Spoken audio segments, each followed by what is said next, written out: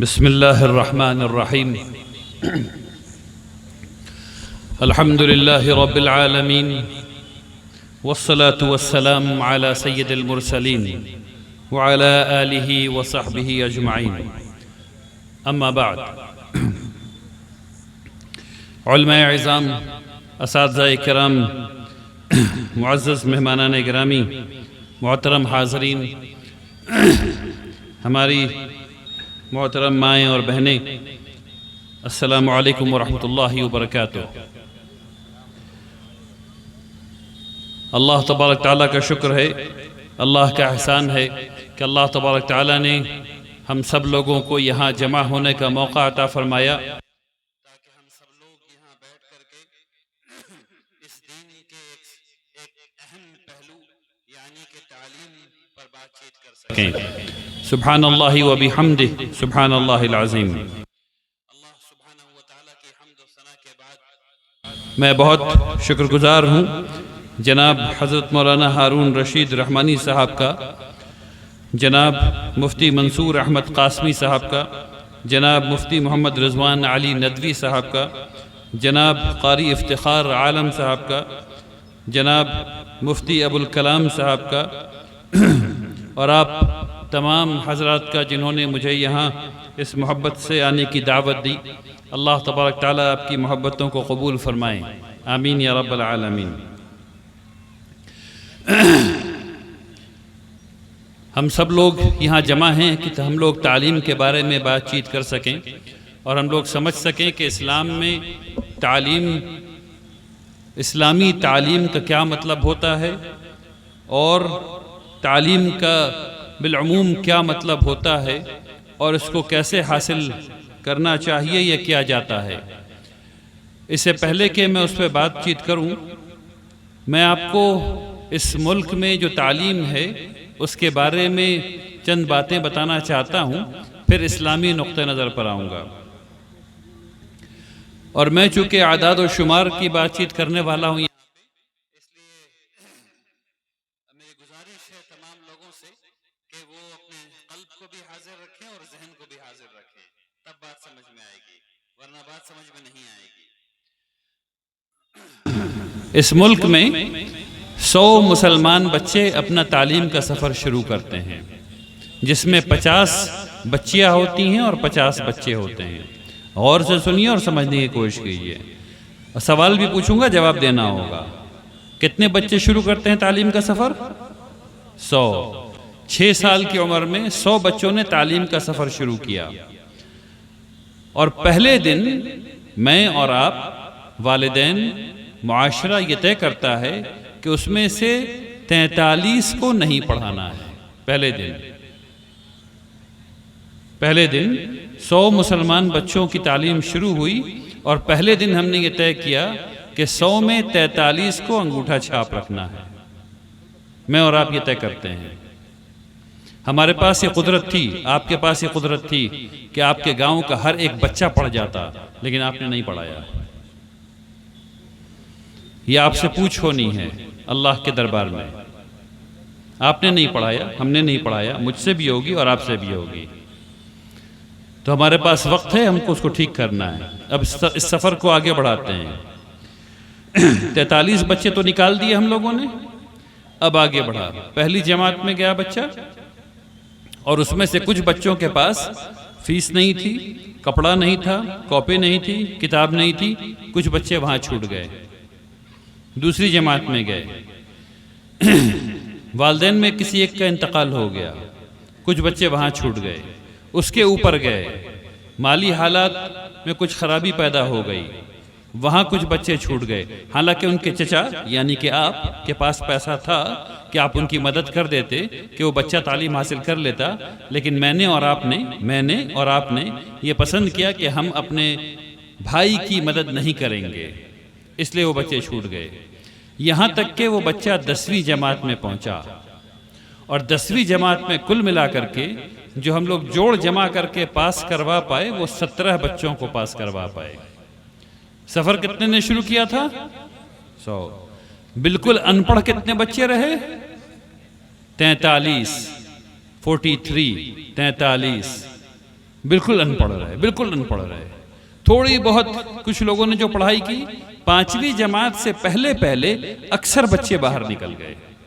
5ویں جماعت سے پہلے اکثر بچے باہر نکل گئے. 10ویں جماعت پار کرنے والے صرف 17 بچے ہیں مسلمانوں کے، صرف 17. اور اس کے بعد سفر آگے بڑھا،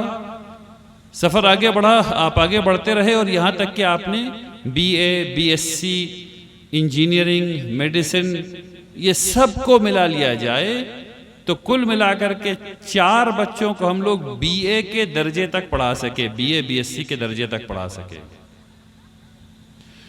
اور اس 4 میں ایک بچی 3 بچہ، اس 4 میں ایک بچی اور 3 بچہ.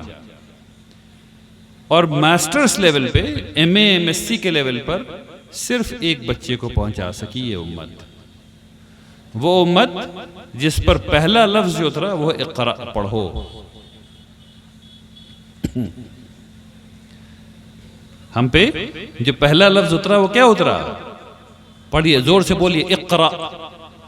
آواز نہیں آئے، بولیے اقرا. اقرا بسم ربک الذی خلق. جو بول سکتے ہیں زور سے بولیے اقرا بسم ربک الذی خلق. زور سے بولیے. اقرا کا مطلب ہوتا ہے پڑھو. رسول اللہ صلی اللہ علیہ وسلم پر سب سے پہلی چیز جو نازل ہوئی وہ کیا ہوئی؟ پڑھو پڑھو. اور ہم نے کیا کیا؟ 100 میں سے صرف ایک بچے کو ہم لوگ ماسٹرز لیول پر پہنچا پائے. PhD تو بہت دور کی بات ہے، چھوڑ دیجئے. PhD بہت دور کی بات ہے، چھوڑ دیجئے. تو اس نمبر کو یاد رکھیے، اس نمبر کو یاد رکھیے. 43 بچے وہ ہیں جو انگوٹھا چھاپ ہیں. اس کے بعد صرف 17 بچے وہ ہیں جو آپ 10ویں میں پاس کروا پا رہے ہیں.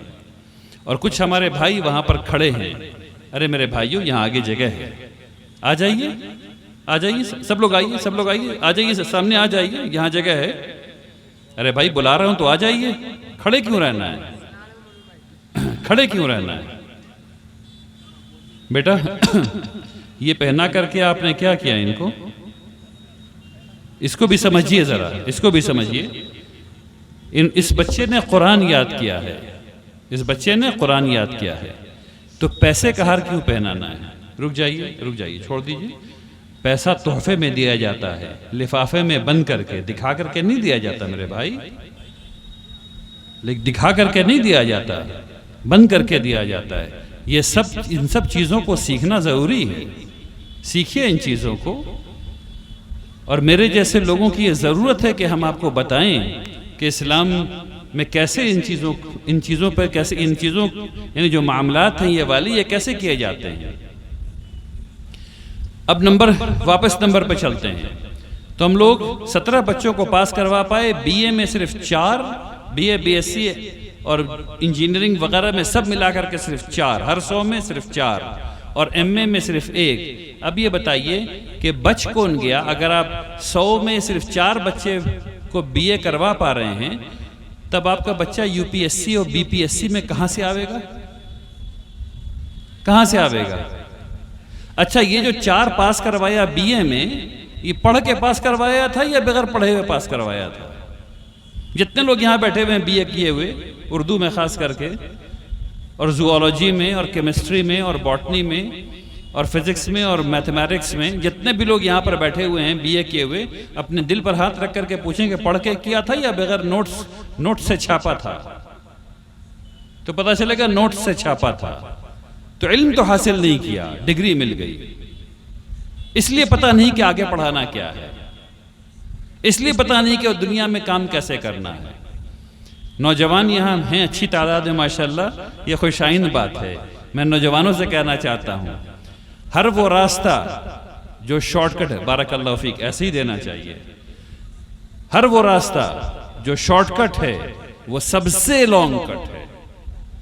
جب آپ ایک دفعہ شارٹ کٹ لیتے ہیں تو وہ شارٹ کٹ آپ کو پوری زندگی گھوم گھوم کے تماچا مارتا ہے. یہ جو جعلی ڈگری لے رہے ہیں ہم لوگ، یہ آپ کو پوری زندگی گھوم گھوم کے تماشا مارنے والی ہے، کیونکہ آپ کے خاندان میں اور آپ کے معاشرے میں لوگوں کو پتا ہے کہ آپ نے ڈگری کیسے لی ہے۔ اب جب اس پہ جاب لگے گی تو آپ بلیک میل ہوں گے کہ نہیں ہوں گے؟ سو بتا دیجئے۔ اس لیے بغیر پڑھے ڈگری مت لیجئے، بغیر پڑھے ڈگری لینے کی کوئی ضرورت نہیں ہے۔ آپ کے معاشرے میں آپ نے ہزاروں لوگوں کو دیکھا ہے جو ڈگری لے کے بالکل مطلق بیکار بیٹھے ہوئے ہیں، صرف پیسے انہوں نے خرچ کر دیے ہیں ڈگری پر اور کوئی فائدہ اس کا نہیں ہوا ہے۔ تو ایسی ڈگری لینے کی کوئی ضرورت نہیں ہے۔ واپس آئیے اعداد و شمار پہ، جو نمبر آپ کے سامنے رکھ رہا تھا، اب میں دوسرے قسم کا نمبر آپ کے سامنے رکھنے والا ہوں۔ اس کو بھی غور سے سنیے اور سمجھیے، جو پیچھے لوگ ہیں ان سے بھی کہہ رہا ہوں، غور سے سمجھیے۔ اس ملک میں 53,000 ادارے ہیں جو بی اے کے اوپر کی بی اے اور اس کے اوپر کی پڑھائی کراتے ہیں، یعنی بی اے ایم اے کی پڑھائی کرانے والے 53,000 ادارے ہیں۔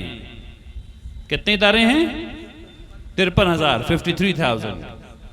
53,000 میں صرف 161، 53,000 میں صرف 161 ادارے ایسے ہیں جن کو پارلیمنٹ نے انسٹیٹیوٹس آف نیشنل امپورٹنس کی کیٹیگری میں رکھا ہے، یعنی وہ ادارے